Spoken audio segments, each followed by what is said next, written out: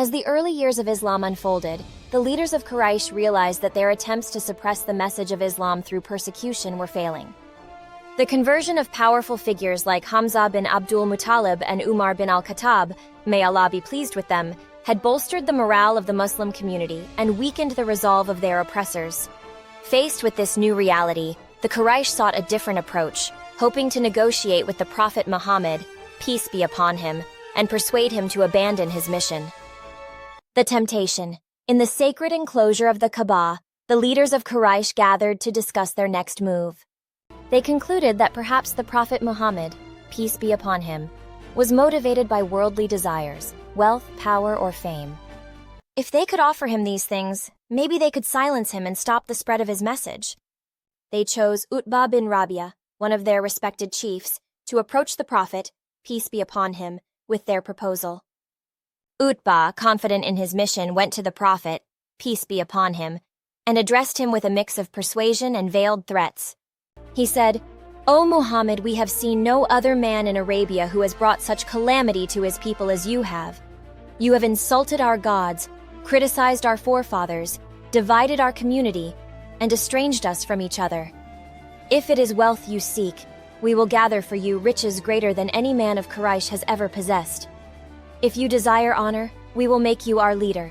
If you wish for kingship, we will crown you as our king. And if there is some evil spirit possessing you, we will find the best physicians to cure you." The Prophet's response, the Prophet Muhammad, peace be upon him, listened patiently to Utbah's words.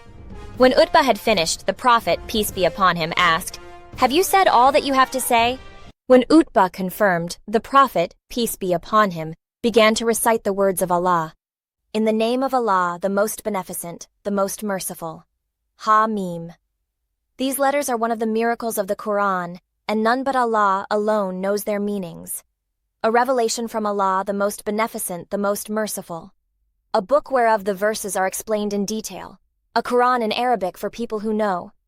Giving glad tidings of paradise to the one who believes in the oneness of Allah and fears Allah much, abstains from all kinds of sins and evil deeds, and loves Allah much, performing all kinds of good deeds which He has ordained, and warning of punishment in the hellfire to the one who disbelieves in the oneness of Allah.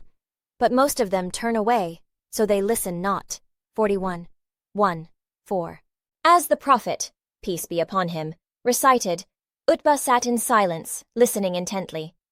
When the Prophet, peace be upon him, reached the verse that required prostration, he immediately prostrated himself. After rising, he turned to Utbah and said, "Well, Abu al-Walid, you have heard my reply. Now you are free to do whatever you please." Utbah's reaction. Shaken by the power and beauty of the Quranic verses, Utbah returned to his companions with a changed demeanor. His face, once confident and assertive, now bore signs of deep contemplation.